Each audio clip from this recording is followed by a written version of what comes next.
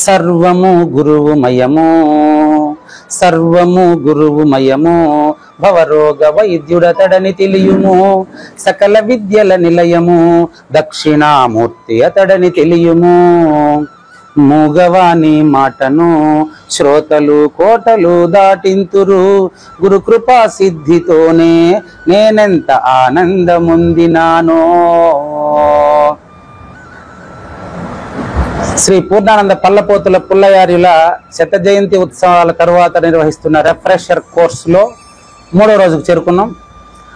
3వ రోజు ఉదయం 10 గంటలకు మొదలవ్వాల్సినటువంటి సత్సంగం ఈ గ్రామంలోని కృష్ణాపురం గ్రామంలో గురు వృద్ధులు శంకరనారాయణ అనేటువంటి గురుతుల్యులైనటువంటి ఒక జ్ఞాన వృద్ధుల్ని కలిసి రావడానికి 20 నిమిషాలు ఆలస్యమైంది. కాబట్టి శ్రోతలు మన్నించాలి. ముందుగా ఈరోజు ప్రశ్నల్ని మొదలు పెడదామా. నేను ఇక్కడ కృష్ణాపురం అచలాశ్రమంలో ఎంతో మంది దగ్గర నా సందేహాలు నివృత్తి చేసుకోవడానికి వచ్చినటువంటి నాకు గత 2 రోజులుగా మీరు మంచి బోధామృతంతో మంచి విందు భోజనం పెట్టారు. నేను చాలా పరమానందంగా ఉన్నాను. ఈరోజు ఉదయమే ఎవరో 2 ప్రశ్నలు అడిగారు, అవి ఉన్నాయి. అదేంటంటే పిపీలిక మార్గము అని అంటారు, ఇంకోటేందో విహంగ మార్గము అని అంటారు. పిపీలిక మార్గము ఎవరికి ఉపయోగకరం, విహంగ మార్గము ఎవరికి ఉపయోగకరం, అసలు 2 మార్గాలు ఏంటి? ఈరోజు ప్రధానమైన ప్రశ్న. ఎవరు అడిగింది అది? లక్ష్మీదేవం గారు, శ్రీమతి కాటమయ్య. అదే ప్రశ్న అడిగిన వారు జ్ఞాన వృద్ధులు శంకరనారాయణ ఇంటి వాళ్ళు ఉన్నారు. శ్రీమతి కాటమయ్య దంపతులు అడిగినటువంటి ప్రశ్న ఇది. ఏమనంటే, ఏందో సీమలాగా పోయి ఆ పండు తీసుకునేదాన్ని అంటే పచ్చి వచ్చి గబుక్కుని ఎత్తుకొని పుడుస్తుందంటే అదేందో అది చెప్పేనైనా నాకు ఇది వాళ్ళకి అది పేర్లు కూడా వాళ్ళకి అంటే విన్నారనమాట, ప్రసంగంలో విన్నారు. ఏందో సీమలాగా పోయి పండు లేట్ అవుతుంది కదా నాయన, అదేందో పచ్చి వచ్చి గబుక్కుని ఎత్తుకొని పుడుస్తుందంటే కాబట్టి నాకు అదే అంటే ఆ మార్గం అది అని వారికి అవగాహన కలగాలి కదా. కనుక ఇది వద్దంట సీమలాగా చెప్తాకు, మాకు పక్షి వచ్చి గుబుక్కుని ఎత్తుకొని అది చెప్పాయి నాకు అంటారు. దాన్ని కొంచెం మనకు చదువు రానిటువంటి వారి భాషలో కూడా మనం ఎక్స్ప్లెయిన్ చేసి చెప్తాం, అది ప్రయత్నం. కాబట్టి పిపీలిక మార్గము విహంగ మార్గము అని 2 మార్గాలు సాంప్రదాయాలు ఉన్నట్లు అదే ఇప్పుడు నేను ప్రశ్న అది వారు అడిగినప్పటికీ అది నా ప్రశ్నేనండి. మీ అందరిలో నుంచి ప్రశ్నించేది కూడా నేనే కదా నాయన, అది నా ప్రశ్నే. కాబట్టి దానికి సమాధానం ఎట్ట చెప్పాలన్నా కూడా నేను ఒక క్లూ అనుకోబకండి. నాకు అనుకూలంగా అడుగుతాను, అప్పుడు మీకు మైక్ ఇస్తాను. నాకు అనుకూలంగా ఎట్లా చేయాలి తెలుసా? పుస్తకంలో ఉండదులే, అవధూత స్వామి చెప్పున్నాడు. అవధూత స్వామి సద్గురు భక్తి శతకంలో ఈ 2 మార్గాలు వివరించారు. ఆ పద్యాలు ఉపయోగించడం, ఆ కందార్థం తీసుకురావడం, ఇదంతా నాకు నేనే చదువుకోగలనాయి. నాకు ఎట్ట కావాలంటే పిపీలిక మార్గం ఎటువంటి వారికి అనుసరణీయము, ప్రశ్న నెంబర్ 1. విహంగ మార్గము ఎటువంటి వారికి అనుసరణీయము, ఏది మంచిది, అసలు 2 మార్గాలంటే ఏంటి అనేది సూచన అయిన వారు, గురు సూచన అయిన వారు, నిన్న శ్రీధర్ గారి దగ్గర నేర్చుకున్న విషయం, గురు సూచన అయిన వారు వారి వారి అనుభవాన్ని కందార్థం కందపద్యాలు శ్లోకాలు ఉపయోగించకుండా మీరు చెప్పిన బోధకి మీరు సందేహ నివృత్తి చేస్తారు. నేను సంశయం అడిగాను, నాకు సంశయ నివృత్తి చేసేటప్పుడు నా సంశయం తీరడానికి ఒక ఉపకారంగా ఒక ఉపయోగంగా కందార్థమో శ్లోకమో ఉపయోగించండి, పర్వాలేదు. కానీ ఈ కందార్థానికి ఆ కందార్థం జాయింట్ వేసుకొని పోయి పేరు పోకుండా అప్పుడు ఏం చేస్తుంది, మిగతా వాళ్ళు ఇంకోటి చెప్తారు, అట్లా గలవైపోతారు.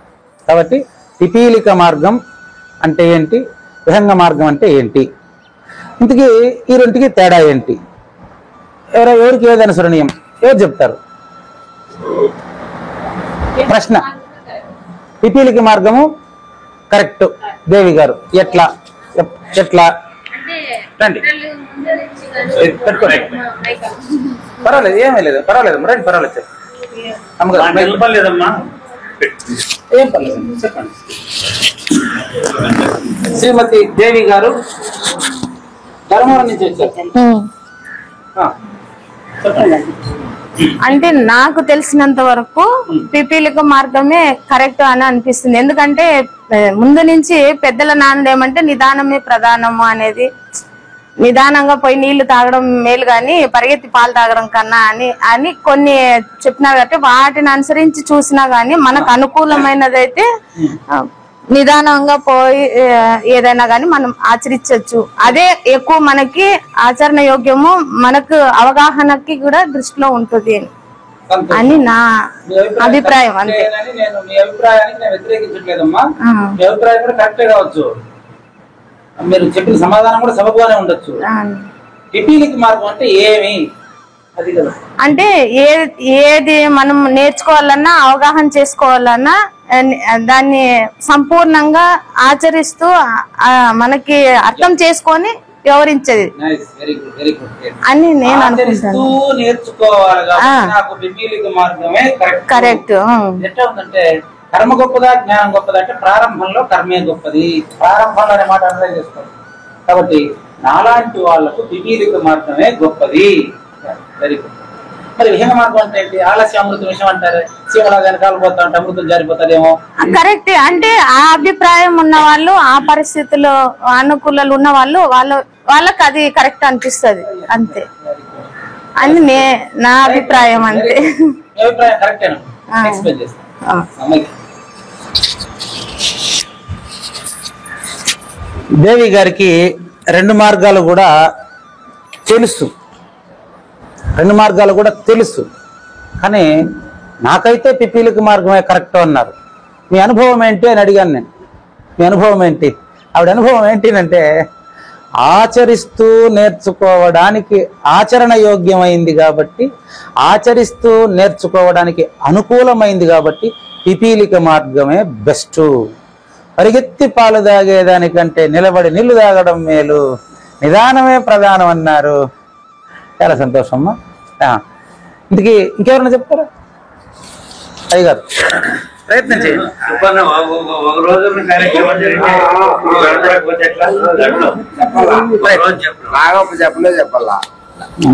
ఏం చెప్తా, పిపీలిక మార్గమా విహంగ మార్గమా ఏది గొప్పది ఎట్లా?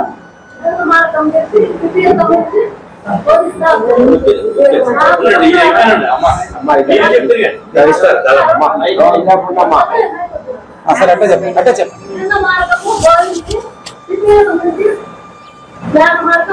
అమ్మగారు పేరేం పేరు? వెంకటలక్ష్మమ్మ గారు మొదలచలము నెరిగించదా అని ముందు లక్ష్యాన్ని తెలియజేసి మళ్ళీ బోధ క్రమ పద్ధతిలో చెప్తారు. మీ ఆన్సర్ కరెక్టే. అవులే.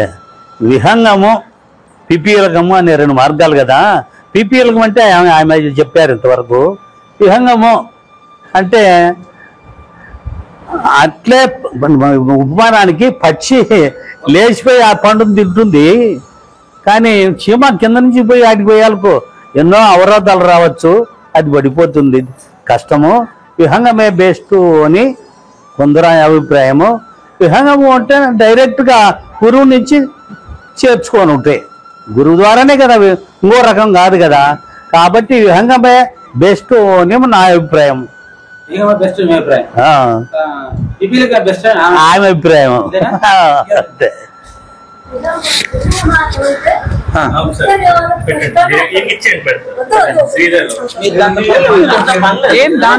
ఏం తప్పేం లేదు అంతే. విహంగ మార్గం అయితే గురువు సూచన గుర్తెరుగుతానే అర్థమవుతుంది. అర్థమయ్యే వాళ్ళు కొంతమంది పోతాం కదా. ఇది భక్తి మార్గమే ముందు చెప్పి తర్వాత పిపీలిక మార్గం బోధించాలి అనేది వెంకటలక్ష్మి గారి అభిప్రాయం. ఎందుకు అనేది చెప్పండి. అర్థమయ్యే వాళ్ళకి ఫస్ట్ లోనే అర్థమవుతుంది, అర్థం కాని వాళ్ళు బోధించుకుంటూ మార్గం అర్థమయ్యే వాళ్ళకి ఫస్ట్ లోనే అర్థమైపోతుంది, అర్థం కాని వాళ్ళకు పిపీలిక మార్గం కూడా చెప్పాలి.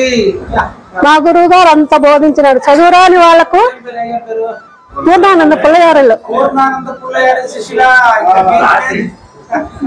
ఫోటోలో చూపించామే. చాలా సంతోషం. పుల్లయారులు మీలోనే కనిపిస్తున్నారు తల్లి.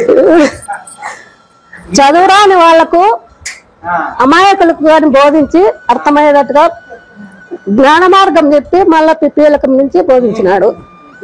అంటే సీమ నుంచి మానవ ఎత్తుంది, వికంగం అంటే ఈ మాలో నుంచి ఆ మానకి సత్యం ఉంటుంది. ఇంకా అట్లా తెలుగు చాలా సంతోషం. ఇంకా ఇంకెవరన్నా చెప్తారు? చెప్పండి కోనారెడ్డి గారు. పిపీలక మార్గం అంటే సీమ, పిపీలకం అంటే సీమ కదా. ఈ చెట్టు అనే దాన్ని 20,000 జపం చేస్తుంది. దీని నుంచి సత్యకాలు ఎక్కువ సహస్రం పోడు. అంటే దేహమే చెట్టు అని, పిపీలికం అంటే 21,600 సార్లు శ్వాసనే గమనించి నా శరీరంలోనే నేను ఆలోచన సహస్రాలు గురువు గురువాక్యాన్ని మన శరీరంలోనే ఆలోచన చేసి ఈరోజు మనం పరిపూర్ణ అచల ధ్యానంలో పరిశీలించినట్టుగా శరీరంలో ఉండేటప్పుడే దేహం పడిపోకముందే అసలు విషయాన్ని కనిపెట్టుకుంటే ఇది సోహం అంటాం కదా. సో అంటే అదే, హమ్ అంటే నేను, అది నేను, పరిపూర్ణం నేను అని. అవునా? అంతే సార్. ఇంకా చూసారా కోనారెడ్డి గారు అద్భుతంగా. ఇంకెవరైనా చెప్తారా? మీరంతా చెప్తే దాన్ని మళ్ళీ సమన్వయం చేస్తాను అంతే. నాకు తెలిసింది ఏముండదు, మీరు చెప్తుంది అప్పుడు సరిపోతుంది. ఎవరు? అమ్మ మీరు కూడా మాట్లాడతారా? రైట్. నిదానం ప్రధానం, ఆలస్యం అమృతం, రెండు సమన్వయం చేస్తాను. చెప్తాను. నిదానం ప్రధానం ఎప్పుడు?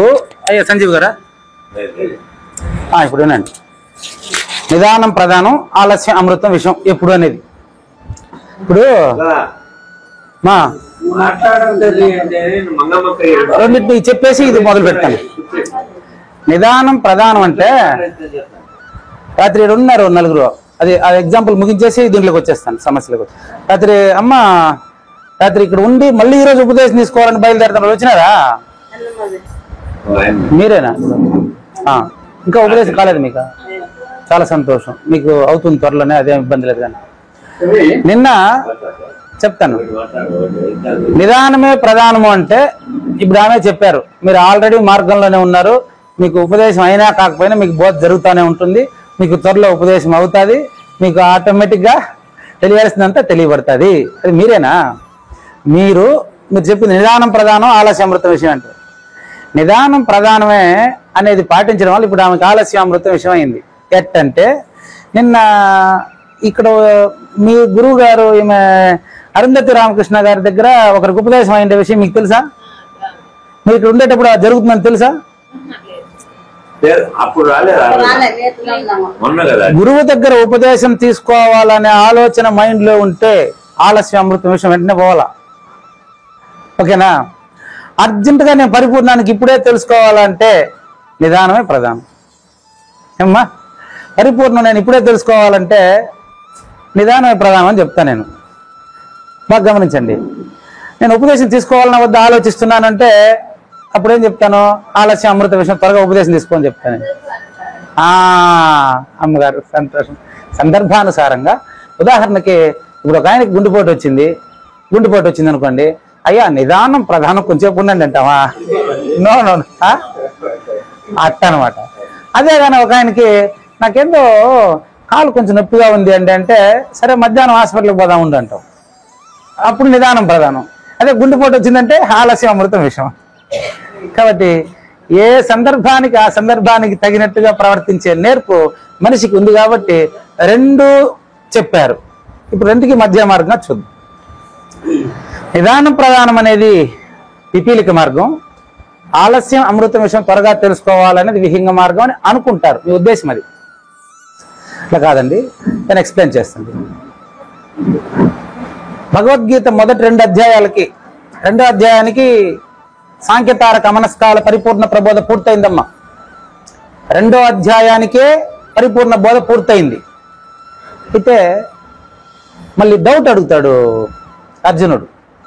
ఏమని డౌట్ అడుగుతాడంటే, సన్యాసం గొప్పదా, కర్మ గొప్పదా, జ్ఞానం గొప్పదా, కర్మ గొప్పదా? పిపీలిక మార్గము అంటే కర్మయోగం, పిపీలిక మార్గం అంటే కర్మయోగం, విహంగ మార్గం అంటే జ్ఞాన యోగం. రెండు మార్గాలు కూడా 2వ అధ్యాయంలోనే బోధించబడింది. మళ్ళీ చూడండి, పిపీలిక మార్గం అంటే కర్మయోగం, విహంగ మార్గం అంటే జ్ఞానయోగం. ఎప్పుడు చెప్పారు మనకి ఇది అంటే పిపీలిక మార్గాన్ని, విహంగ మార్గాన్ని. ఇక్కడ మార్గాలు మాత్రమే 2, ఫలితం ఒక్కటే. చాలా ముఖ్యమైన పాయింట్ అమ్మా ఇది. ఇద్దరు పోవాల్సింది ఒకే హాస్పిటలే. గుండెపోటు వచ్చి ఆయన అర్జెంటుగా వెళ్ళిపోవాలి, మోకాలు నొప్పి వచ్చినా నిదానంగా పోయినా పర్వాలేదు, ఇంతే. హాస్పిటల్ ఒకటే. అదేవిధంగా పిపీలిక మార్గమైన విహంగ మార్గమైన లక్ష్యం జన్మరాహిత్యమే. ఈ విషయాన్ని శ్రీకృష్ణ పరమాత్మ ఎట్లా చెప్పాడు అంటే, లోకేస్మిన్ ద్వివిధా నిష్ఠా పురా ప్రోక్తా మయా నఘ జ్ఞానయోగేన సాంఖ్యానాం. విహంగ మార్గం. కర్మయోగేన యోగినా. పిపీలిక మార్గం. జ్ఞానయోగము అంటే విహంగ మార్గము, కర్మయోగము అంటే పిపీలిక మార్గం. మార్గాలే 2. పరిపూర్ణంలో ఏ మార్గం ఉండదా? అక్కడ మార్గం లేదు. మళ్ళీ ఇంకో ఉదాహరణ, మీరు చెప్పింది కరెక్టే, ఆమె చెప్పింది కరెక్టే, వాళ్ళ గురువు గారు చెప్పేశారు కాబట్టి మొదలచలము నెరిగించదా, విదితముగా లేని ఎరుక వివరించదా. పరిపూర్ణం అంటే నాయన పుట్టు చావులు లేనిది, స్పష్టంగా చెప్పేశారు. అది తెలుసుకోవాలంటే ఏ మార్గం గొప్పది అంటే నీ దగ్గర ఉండే వాహనాన్ని బట్టి. నీ వాహనం ఇది ఉంది కదా, ఈ వాహనం ఇందులో ఉండే సంస్కారాన్ని బట్టి. ఇప్పుడు క్లియరా? ఎవరు చెప్పింది? అది కూడా చెప్తాను. ఆయన చెప్పింది అదే, ఆయన చెప్పింది కూడా అదే స్టార్ట్ అయింది. ఇప్పుడు ఏ మార్గం అయినా శరీరం, ఆయన నాకు హింట్ కూడా ఆయనే, నేను చెప్పడానికి కారణం కూడా ఆయనే. నాకు అంతకుముందు తెలియదండి.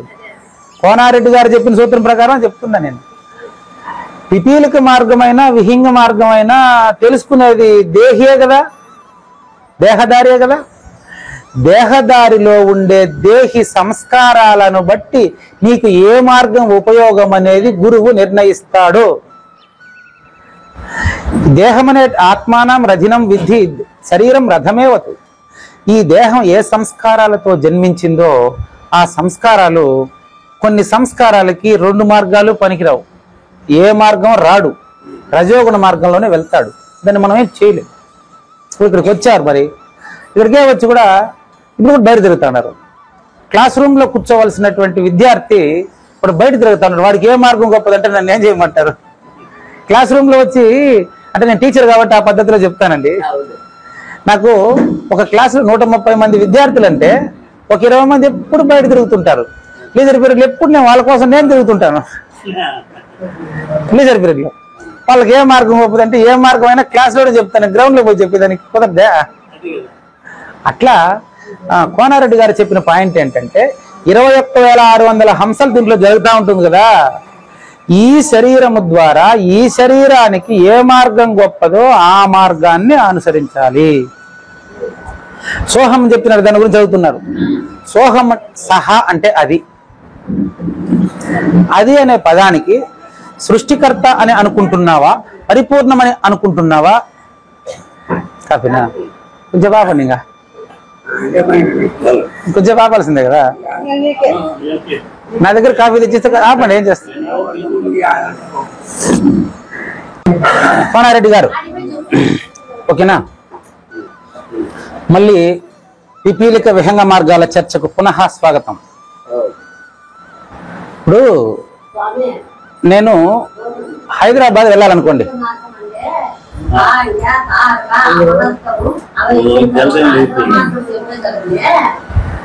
ఎన్నో ఏళ్ళు పడతారు కదా. శిష్యుడు శాస్త్రి మా ఇండియా శిష్యుడు గురువు శాస్త్రి మా చెప్పినారే. చెప్తానమ్మా. ఇప్పుడు ఈ నుంచి హైదరాబాద్ పోవాలంటే సంగరహిత మంగమాంబ గారు, ఇక్కడి నుంచి హైదరాబాద్ పోవాలంటే మీ తమ్ముడికి అయితే డబ్బులు ఉండదు కాబట్టి ఫ్లైట్ ఎక్కేస్తాడు దగ్గర పోయా. నన్ను హైదరాబాద్ పోమంటే నాకు విహంగ మార్గం ఎట్ట? నేను హైదరాబాద్ పోవాలా? నాకు కూడా హైదరాబాద్ పని ఉంది, ఆయనకి హైదరాబాద్లో పని ఉంది. ఆయనకైతే డబ్బు ఉంది కాబట్టి ఆయన ఫ్లైట్ ఎక్కుతాడండి. నాకు డబ్బు లేని వాళ్ళు ఎట్టు పోవాలా? నేను పోయి రైలు బుక్ చేసుకోవాలమ్మా. నేను కొంచెం లేట్గానే చేరనిలే, ఫోన్లో జన్మలు 4 జన్మలు కానీ అయితే నీకు ఎట తెలుస్తుంది దాని గురించి కూడా. కాబట్టి సుట్టైనా సులువైన దావాలనే పోతాం మేము. పద్మావతి గారు ఏం చెప్పారంటే, నాకు పిపీలికి మార్గమే చాలన్నారు. అందుకే నేను ఒక పరిగెత్తి ఉపదేశం తీసుకుంటే కూడా, నాకు మీరు ఎప్పుడన్నా వేయండి, నేను మార్గంలో నేర్చుకుంటుంటాను. పిపీలికి మార్గం ఆల్రెడీ వచ్చి నడుస్తున్నారు ఆవిడ. తాబేలు గొప్పదా కుందేలు గొప్పది అంటే, రెండు గొప్పది కాదు, గెలిపే గొప్పది. తాబేలు అది నడుస్తూనే ఉంటుంది, కుందేలు నేను పరిగెత్తాను కదా నిద్రపోయింది. అట్లా ఇప్పుడు అక్కడ ఒకదాన్ని గొప్పగా నేను చెప్పలేనమ్మా. ఎందుకంటే కుందేలు తాబేలు కట్ అయితే తాబేలు తెలివి గొప్పదని చెప్తారు, కానీ నేను తెలివి లేనివాడిని కదా. కాబట్టి తెలివి పనిచేయని చోటికి తెలివితో చెప్పేదానికి నా వల్ల కాదు. కాబట్టి అదే సూచన. కాబట్టి ఇప్పుడు మనం పిపీలిక మార్గాన్ని గురించి, విహంగ మార్గాన్ని గురించి వివరం కావాలి ఇప్పుడు మనకు. నాకు ఆశ్చర్యం ఏంటంటే, మీకు పల్లపోతుల పుల్లయారులు గారు 2 మార్గాల గురించి చెప్పేసి బోధంతా కుమ్మరించేసి ఉన్నారు ఆల్రెడీ. బోధాధికారం మీకు ఇచ్చున్నారు. మీకు కావాల్సింది చెప్ప నేర్చుకోవడం ఒక్కటే. నాకు అది స్పష్టంగా అర్థమైంది. కాబట్టి ఆ చెప్ప నేర్చుకునే దానికి నేను మీకు ఉపయోగపడుతూ నాకు నేను ఉపయోగపడతాను. గురుగారు అంతేనా? చెప్ప నేర్చుకోవడానికి మీకు నేను ఉపయోగపడుతూ నాకు నేను ఉపయోగపడుతున్నాను అనమాట. ఇందాక నేను చెప్పినటువంటి ఉదాహరణ, ఆయనకు డబ్బు ఉండేది మేము పేదవాళ్ళము అంటే ఆర్థిక పరంగా కాదమ్మా. దాని అర్థం ఏంటంటే, అది కూడా సూచన చాలా మందికి తెలియదు కదా. అర్థం ఏంటంటే, ఆయన యొక్క జ్ఞానము పూర్వాభ్యాసేన తేనైవ అంటారండి. కృష్ణమూర్తి గారికి వాళ్ళ తండ్రి నుంచి సహకరించి ఉండేటువంటి వల్ల, ఆయన ఆ వంశంలోనే పుట్టడం వల్ల, పూర్వజన్మలో పుణ్యం చేసుకోవడం వల్ల, ప్రాప్య పుణ్య కృతాం లోకాన్ ఉషిత్వా శాశ్వతీ సమాహ శుచీనాం శ్రీమతాం గిహ యోగ భ్రష్టో అభిజాయతే. ముందు జన్మలో ఏ సాధన చేసుకున్నాడో ఏమో కానీ డైరెక్ట్ గా గురువు గారి కడుపులోనే వచ్చి డైరెక్ట్ పడిపోయినాడు. కానీ నాకు 45 సంవత్సరాల వరకు నాకు గురువు అంటే ఏమో తెలియదు, అచల బోధ అంటే ఏమో తెలియదు, ఆశ్రమం అంటే ఏమో తెలియదు అని ఆయన చెప్తానే ఉండేది, నేను వినేది లేదు. కాబట్టి ఎవరెవరి సంస్కారం ప్రకారం వాళ్ళకి ఫలితం వస్తూ ఉంటుంది. కానీ ముందరగా వచ్చిన వాళ్ళు, వయసు ఎక్కువ అయిపోయిన వాళ్ళు పెద్దగా తెలుసుకునేది, వయసు తక్కువ అయిన వాళ్ళు తెలియకుండా ఉండేది అట్లేమీ లేదు. ఎవరికి ఎప్పుడు అవసరమో అప్పుడు ఆటోమేటిక్గా అది తెలిసిపోతుంది. మార్గాలు ఏవైనప్పటికీ తెలిసేటప్పుడు పరిపూర్ణం తెలియకుండా మనం ఎవరు ఆపలేము. పరిపూర్ణం తెలియనప్పుడు మనం ఎవరు ఆయనకి తెలియజెప్పలేమో.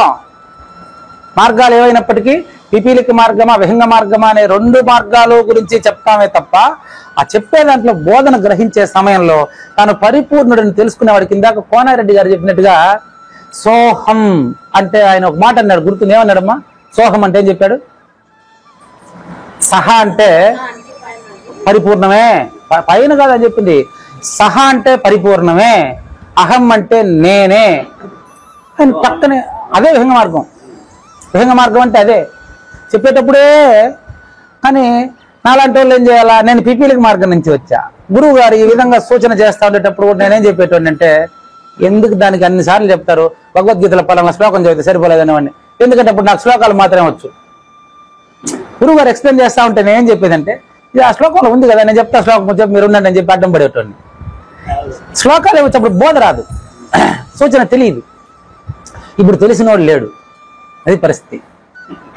కాబట్టి ఆయన ఏం చెప్పారు చూడండి, సోహం అంటే అది నేను అని అర్థం. అది అనే పదంలో ఏది అనేది తెలుసుకోవడానికి పిపీలిక మార్గము ఎవరికి ఫిట్ అవుతుంది, విహంగ మార్గం ఎవరికి ఫిట్ అవుతుంది అంటే, ఒక మాటలో వేదాంత పరంగా చెప్పేదా, పిపీలిక మార్గము 6 రుక్షువులకి అంటే ముముక్షువులకి, విహంగ మార్గము ఆరూఢులకి. ఆ పదం చూడండి, పిపీలిక మార్గము 6 రుక్షువులకి, కర్మ సాధనం వాళ్ళకి. అందుకనే చెప్తాడు ఎవరికి కర్మ సాధనం అంటే, కర్మ సాధనం ఎవరికి అంటే 6 రుక్షోర్మునేర్ యోగం కర్మ కారణముచ్యతే యోగ ఆరూఢస్య తస్యైవ శమః కారణముచ్యతే. 6 రుక్షువు కర్మే సాధనంగా వస్తాడు. అతను పని ద్వారానే తెలుసుకుంటాడు. అదే ఆరుడు అయితే చెప్పగానే తెలుసుకుంటాడు. దీక్షితుల వారు చెప్పింది కూడా ఇదే కదా, సూచన చేయగానే కనుక్కునేవాడైతేనే చెప్పాలి. దీక్షితంలో ఇదే రాశారు, సూచన చేయగానే కనుక్కునేవాడైతేనే చెప్పాలి, లేకపోతే అతనికి మామూలు సిద్ధులు ప్రకృతి విషయాల్లో బోధించి పంపించేవాలి. అనవసరంగా సూచనలు చేయకూడదు. అనవసరంగా సూచనలు చేస్తాడు ఏం చేస్తాడు తెలుసా, ఎవరు ఫోన్ చేసినా నువ్వు పుట్టలేదనేస్తాడు. ఇంకా తీరే వాడికి బోధించేది ఏముండదు. అనవసరంగా మంచి పని, వాడికి ఎవరు ఫోన్ చేసినా నువ్వు పుట్టలేదు అని చెప్తా ఉంటే ఎట్ట పుట్టలేదో చెప్పాలి కదా. అట్లే అట్లా కుదరదు, అట్లా అట్లా తెలియదు. కాబట్టి ఆరు రుక్షువులైన వాళ్ళకి అది మోక్షం ఉందా లేదా మళ్ళీ కథ. నేను మోక్షం పొందాలి, నాకు జన్మలేనిదని స్పష్టంగా తెలియాలి అనేటటువంటి దాహం బాగా కలిగినటువంటి వాడికి ఖచ్చితంగా అతనికి కావాల్సింది పిపీలిక మార్గమే. నాకు ఈ సృష్టికర్త నేనని తెలిసిపోయింది, నేనుంటే ప్రపంచం ఉంది, నేను లేకపోతే ప్రపంచం లేదు కదా, ఈ నేనుని ఎట్టబోగొట్టుకోవాలనేటువంటి విహంగ మార్గం గొప్పది. అంతవరకు ఎదక్కుండా ఉండేవాడికి పిపీలిక మార్గం గొప్పది. కాబట్టి కోనారెడ్డి గారు చెప్పింది ఏంటంటే, ఈ విహంగ మార్గము తర్వాత పిపీలిక మార్గాలు రెండు మీరు బయట చూడబోకండి. సంగ్రహిత మంగమాంబ గారు చెప్పినటువంటి ఆకాశంలో పోయి చెట్టులో పండును పెరుక్కోవడం కానీ, చెట్టు కింద నుంచి ఇట్లా ఎక్కి పండును తీసుకోవడం కానీ అని చెప్పారు. వెంటనే ఆయన ఏం చెప్పారంటే, ఆ చెట్టు ఇదే, చెట్టు ఏది ఇదే, పంట ఎక్కడ పండించాలా ఇందులోనే, ఎక్కడ అందుకోవాలా ఇందులోనే, చీమ ఎవరు నా భ్రాంతియే, పక్షి ఎవరు నా భ్రాంతియే అని తెలిసినటువంటి వారికి రెండు మార్గాలు రాలిపోతాయి.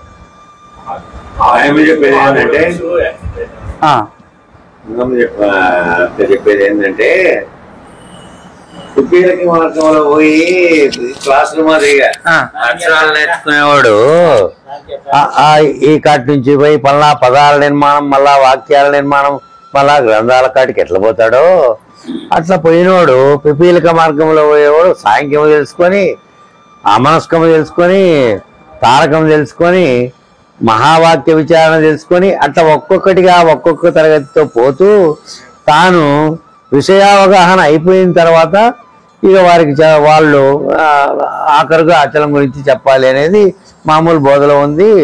వాళ్ళు పోయి 12 ఏళ్ళు గతంలో సేవ చేసి ఆ 12 ఏళ్ళు విన్న తర్వాత ఉపదేశం ఇచ్చేవాళ్ళట. అలా అయితే గురువు అయినా సరే శిష్యుడైనా సరే శరీరంతో ఉండేది ఎప్పుడు పోతుంది ఎప్పుడు ఉంటుంది అనేది చెప్పడానికి వీల్లేంది కాబట్టి, అశాశ్వతమైంది కాబట్టి ఎప్పుడు శిష్యుడు వచ్చాడో తపనతో వెంటనే బోధించి మళ్ళా వానికి ఆ విషయాలన్నింటినీ అవగాహన కల్పించుకుంటూ వెళ్ళాలి. ఇట్లా 12 ఏళ్ళు సేవ చేసుకుంటూ ఉంటేనే చెప్పాలి అనేది గతంలో ఉన్నది కాబట్టి చంద్రిగా ఆ విధంగా ఉంటే ఈ ఒక్కోసారి అనుకుంటాడు నేను ఉపదేశం పొందాలని, ఇగో ఇవన్నీ నేర్చుకొని ఆయన అంటే ఈలోగా ఇదైతారేమో అశాశ్వతమైన ఈ విధంలో. కాబట్టి కొంచెం అవగాహన కల్పించి చెప్పేయాలి బోధ మళ్ళా క్రమానుగతంగా వాడు నేర్చుకుంటాడు అనేది ఆయన అభిప్రాయం. కరెక్టేనమ్మా. ఇద్దరికి పిపీలిక మార్గమైన విహంగ మార్గమైన పూజా విధానం ఒక్కటేనమ్మా. అదొక రాసి పెట్టింది. పిపీలిక మార్గమైన విహంగ మార్గమైన పూజా విధానం అందరికీ సమానమే. నేను విహంగ మార్గం కదా అని చెప్పేసి ఆ పూజ కూడా ఎరికే నేగతాలు చేస్తూ ఉండే వాళ్ళు పనికిరారు, గురువులు బరువులైన. పూజ జరుగుతూ ఉంటే ఇదంతా పిపీలిక మార్గం, నేను విహంగ మార్గం నేను తెలుసుకున్నాను, నాకు ఇదంతా అవసరం లేదని లేచి వెళ్ళిపోతాడు. పూజలో బోధ ఉంటుంది, బోధను పూజగా చూడాలి. పూజలో బోధ ఉంటుంది.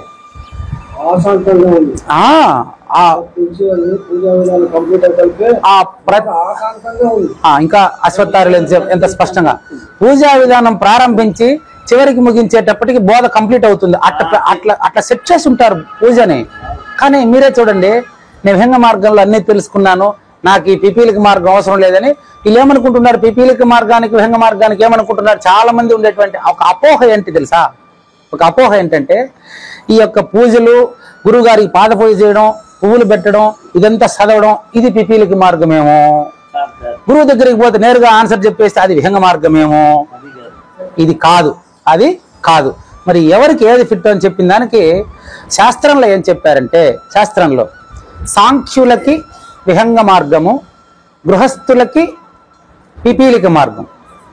భగవద్గీత ప్రకారం సాంఖ్యులకి, సాంఖ్యులు అంటే అర్థం ఏంటంటే అక్కడ కుటుంబం లేకుండా, భార్య బిడ్డలు లేకుండా కేవలం భిక్షాటనతోనే జీవిస్తూ ఒక గురువు గారికి సేవ చేస్తూ ఉండే వాళ్ళని సన్యాసులు అంటారు.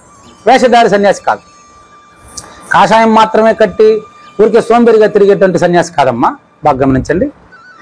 భార్య బిడ్డలు లేకుండా, పెళ్లి చేసుకోకుండా గురువు దగ్గర సేవ చేస్తూ పరమార్థాన్ని మాత్రమే తెలుసుకోవాలనుకుంటున్నటువంటి వారు ఆల్రెడీ సాంఖ్యతారక మనస్కాలు వాళ్ళు తెలుసుకొని ఉంటారు. కాబట్టి అతనికి ఉపదేశం చేసేటప్పుడే పూజా విధానం అతనికి ముందే తెలుసు. కాబట్టి ఉపదేశం చేసేటప్పుడే అతనికి విహంగ మార్గంలో బోధ చేయొచ్చు. ఎవరికి? కుటుంబ బాధ్యతలు, కర్మ బాధ్యతలు లేనటువంటి వారికి, పూర్తిగా సన్యాసం తీసుకున్నటువంటి వారికి మాత్రమే విహంగ మార్గము నిర్దేశించబడింది. మిగతా అందరికీ, గృహస్థులందరికీ కూడా ఇందాక మనకు కృష్ణమూర్తి గారు కూడా ఏం చెప్పారంటే, ఆయన ఇక్కడి నుంచి నడిచి వచ్చేది అంతా కర్మ మార్గం కదా.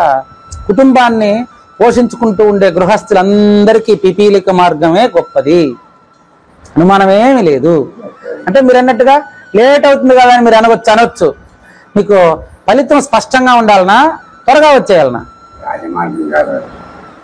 ఫలితం స్పష్టంగా ఉండాలి. Safety first, speed next. ఇప్పుడు గమ్యాన్ని చేరడానికి వేగం ప్రధానమా, ఖచ్చితంగా చేరడం ప్రధానమా? వేగం ప్రధానం కాదు, ఖచ్చితంగా చేరడం ప్రధానం. కాబట్టి పరిపూర్ణాన్ని గృహస్థు తెలుసుకోవాలంటే అతనికి పిపీలిక మార్గమే బెస్ట్. అయితే పిపీలిక మార్గము అంటే అర్థం ఏంటంటే, ముందుగా గురువు అంటే ఏంటో అతనికి కొద్దిగా ఆ సత్సాంగత్యం తెలిసి ఉండి, అతని కర్మల్లో ఉంటే కూడా నిదానంగా సాంఖ్యము, నువ్వు విహంగ మార్గంలో కూడా సాంఖ్యతారక మనస్కాలు ఉన్నాయి, లేదని ఎవరు చెప్పేది నీకు లేదే.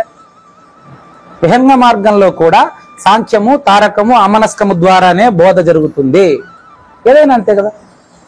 అయితే ఈ పిపీలిక మార్గం ఎవరికి అంటే 6 ఋక్షువులకి అని చెప్పాను నేను. 6 ఋక్షువులకి అంటే అర్థం ఏంటంటే, మోక్షం అంటే ఏంటో తెలియదు. మోక్షం అంటే ధర్మార్థ కామ మోక్షముల్లో 4వది మోక్షం. ఆ మోక్షం కాదు. పరిపూర్ణ ప్రబోధలో చతుర్విధ పురుషార్థాల్లో ఉండే మోక్షం ధర్మ, అర్థ, కామ మోక్షాలు. ఆ మోక్షం గురించి కాదు, అపవర్గ మోక్షం. మోక్షము అంటే నువ్వే మోక్ష స్వరూపుడు అని చెప్పేటువంటి మార్గం. చతుర్విధ పురుషార్థాలు ఏం చెప్తాయంటే, దాన్ని తీసుకుంటే ధర్మంగా నడువు, ధర్మంగా డబ్బు సంపాదించు, ధర్మంగా నువ్వు కోరికలను తీర్చుకో, అప్పుడు నీకు మోక్షం వస్తుంది అంటది. ఆ మోక్షం వస్తుంది అనేది ఎట్లాంటిదంటే, మనం బస్సు ఇక్కడికి వచ్చినప్పుడు నేను తెలుసుకున్నట్టుగా కృష్ణాపురం వచ్చింది అంటారు. కృష్ణాపురం రాలే, కృష్ణాపురం దగ్గరికి మనం వచ్చింది అట్ట. అదేవిధంగా మోక్షం వస్తుంది అనే పదానికి అర్థం ఏంటంటే, నువ్వే మోక్ష స్వరూపుడు అని తెలియబడతావని చెప్పేది. ధర్మార్థ కామములలో ప్రవర్తిస్తున్నటువంటి వాళ్లకు విహంగ మార్గము, ధర్మార్థ కామములలో ప్రవర్తించలేనటువంటి నాలాంటి గృహస్థులకు పిపీలిక మార్గము. అమ్మ క్లియరా? కాబట్టి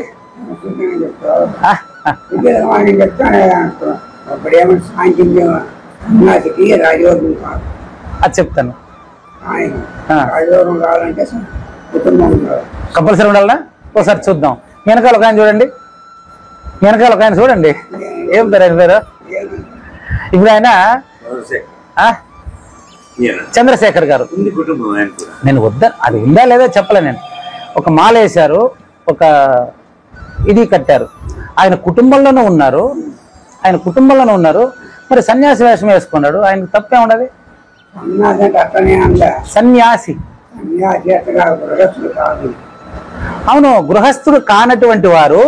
అందులో చెప్పాను నేను, వేషధారికి మాత్రమే కాదు, గృహస్థుడు కానటువంటి వారికి, ఎప్పుడు కర్మ మార్గంలో ప్రవర్తించి ఆ స్థాయికి చేరినటువంటి వారికి గురువు నేరుగా బోధ చెప్పొచ్చు, విహంగ మార్గం చెప్పొచ్చు. తెలుసుకొని ఆ మార్గంలో నడిచి సూచన కోసం ఎదురు చూస్తూ ఉండే వాళ్ళకు సూచన చేసేయచ్చు. నేరుగా సూచన చేసినప్పటికీ అతని కర్తృత్వ కర్మను వీడు. అయినా సన్యాసి అంటే మీరు ఏమనుకుంటున్నారు? సోంబేరి అనుకుంటున్నారు ఏంటి?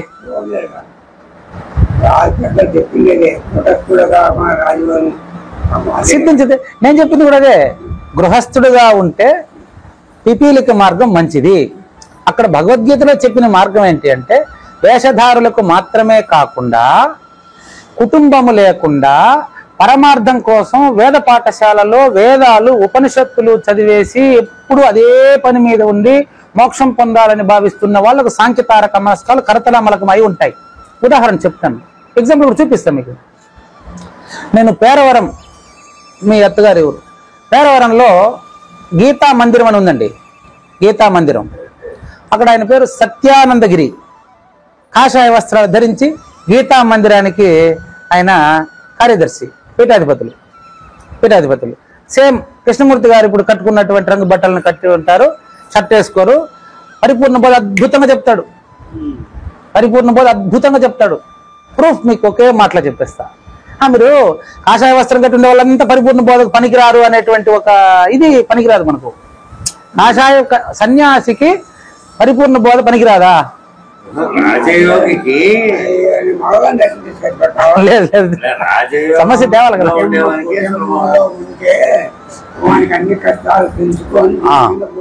ఓకే, ఎస్, చెప్తాను. మీకు సింపుల్ గా చెప్తాను. అయ్యా, సన్యాసి రెండు రకాలండి. సన్యాసి అంటే అది చెప్పేస్తాను మీకు. సన్యాసి అంటే అర్థం ఏంటంటే అన్ని వదిలినవాడు. సన్యాసి అంటే అందరూ ఆయన వదిలేసి ఉంటారు.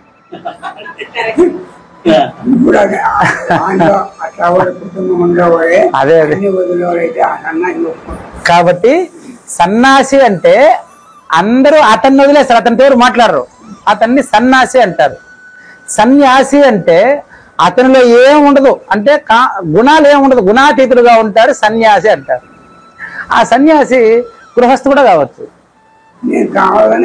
రైట్. కాబట్టి మళ్ళీ చూడండి, మనం ఎక్కడ ఉన్నాం? పేరవరం. సత్యానందగిరి అని ఆయన నిత్య సన్యాసి అండి. సన్యాసికి మొదలు నిత్య పెట్టారు చూడండి. జ్ఞేయ స నిత్య సన్యాసి యో నద్వేష్టి నకాంక్షతి. నిత్య సన్యాసి అంటే అర్థం ఏంటంటే అచల పరిపూర్ణ రాజయోగి అని అర్థం అండి. దేనిని కోరడు, ఎవరిని ద్వేషించడు. ఎట్లా నిత్య సన్యాసి రాజయోగి చెప్తానండి. ఆయనకు నేను కూర్చున్న వెంటనే ఒకే పదం ఎగ్జాంపుల్ చెప్తే చాలు కదా మీకు.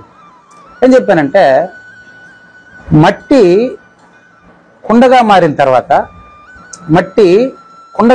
తర్వాత నేను కుండగా మారాను అని ఆ కుండకు తెలియదండి అని చెప్తున్నా. ఆయన టక్కున ఒక మాట అన్నాడు, అసలు నాకు కుండ కనబడట్లేదయ్యా అన్నాడు ఒక మాట. అసలు నాకు కుండే కనబడట్లేదు అంటే అర్థం ఏంటి అంటే మార్పు రహితమైనటువంటి స్థితి ఆయనకు ఉంది అని. తర్వాత నేను ఒక మాటలోనే నేను తెలుసుకున్నాను. తర్వాత ఉపన్యాసం అంతా మళ్ళీ మీరు ఆయన గ్రూప్లో పెడతాడు, అది వినొచ్చు మీరు. ఆయనే ఉపన్యాసం చేశాడు. ఇంకొకటి, ఆయన ఎట్లా స్వాగతిస్తాడో చూడండి. గీతా మందిరంలో ఉండే ఆయన కాషాయ వస్త్రం కట్టిన సన్యాసి, గీతా మందిరం అధినేత. మనమేమో సకుటుంబ సపరివార సమేతంగా ఉండేటువంటి అచల పరిపూర్ణ రాజయోగులు. మరి అచల సిద్ధాంతాన్ని మిగతా సాంప్రదాయాల వాళ్ళు ద్వేషిస్తున్నటువంటి ఈ రోజుల్లో ఉందా లేదు సమాజంలో? నేనేమైనా అబద్ధం చెప్తున్నానా? అచలులా వాళ్ళకేం తెలియదయ్యా, వాళ్ళు నాస్తికులు కదా అనేది సమాజంలో ఇప్పుడు ఉందా లేదా? ఉన్నది కదా. అటువంటి ఈ తరుణంలో శ్రీకృష్ణ గీతా మందిరంలో కాషాయ వస్త్రం కట్టినటువంటి సన్యాసి యొక్క ఆశ్రమంలో అచల గురు పూజ పెట్టాలా వద్దా? బ్రహ్మాండంగా పెట్టొచ్చని మనం చెప్పేస్తాం. వాళ్ళు ఒప్పుకుంటారో లేదో అని కార్యకర్తలకు సందేహం వచ్చింది. ఎందుకంటే ఆయన సన్యాసి, మనం గృహస్థులం. మా గురువు గారు పూజారి వెంకటేశానికి తెచ్చి మీ గుళ్ళో పూజ చేస్తామంటే ఆ ఆశ్రమానికి మనకు సంబంధం లేదు, ఒప్పుకుంటారో లేదో అని. ఆయన ప్రతిరోజు భగవద్గీత నేర్పిస్తున్నాడు ఊర్లో ఉండే వాళ్ళకి. భగవద్గీత మాత్రం నేర్పిస్తున్నారు. ఆయన పేరు అచల పరిపూర్ణ రాజయోగి అని కాకుండా సత్యానందగిరి అని ఆయన దీక్షనామం ఉంది.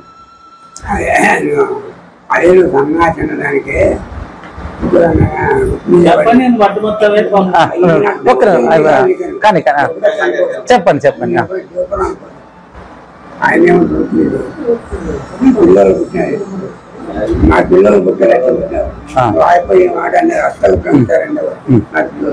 రైట్. అస్కలిత బ్రహ్మచారి అయినా పిల్లలు పుట్టచ్చండి. అస్కలిత బ్రహ్మచారి అంటే కూడా పిల్లలు పుట్టచ్చు.